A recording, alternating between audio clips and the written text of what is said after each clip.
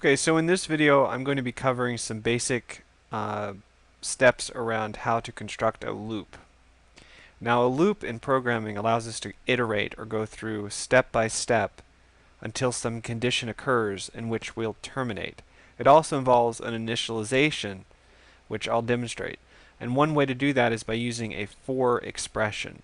So if you're not familiar with variables, you'll need to probably review some of those materials first. I will have some other videos that go into some of those things later. I'll also have some more advanced videos as well, but for now I just wanted to describe the basics of a for expression. So the first thing to do is to type in the word for, and in parentheses, everything is going to be in parentheses, begin and close parentheses. I'm going to initialize it into x equals 0. I'm going to declare x, and I'm going to initialize it to 0. And I'm going to do a semicolon. And then what I'm going to do is I'm going to have a termination condition. A termination condition will tell it when to stop, basically. And what we're going to do is we're going to do x is less than 10. Okay, now to understand this a little bit more, realize that x is less than 10 could be, it's true from a certain range. So in this example it would be true from 0 to 9. It's not true when x is equal to 10. If you remember from math, these less than, greater than, there's some combinations of it. Remember sort of how it includes certain numbers but not others. Sometimes it will include the point that you're referring to. So like if I did x is less than or equal to 10, it would include 10. But in this case, it's not going to include 10. So I'm going to also add another semicolon. I'm going to do x plus plus. X plus plus is the incrementer.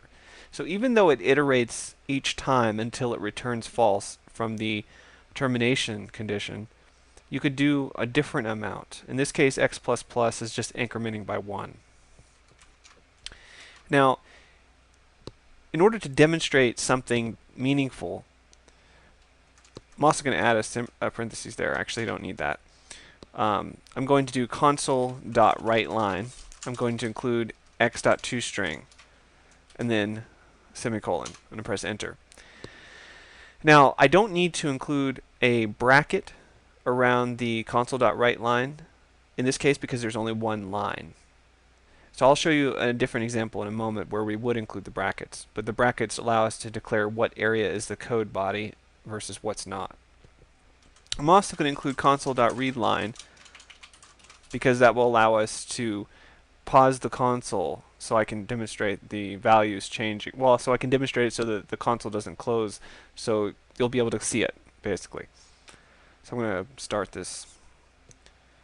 So you can see it goes through 0 through 9.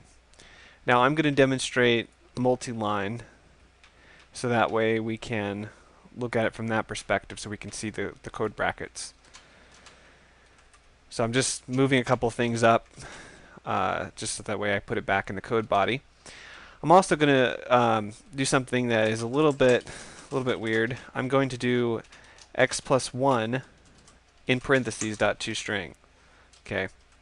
Now the purpose of this is so I can demonstrate something else, and I have a second line. And as you'll see in a moment, it should be plus 1 in addition to the original x. You'll see that.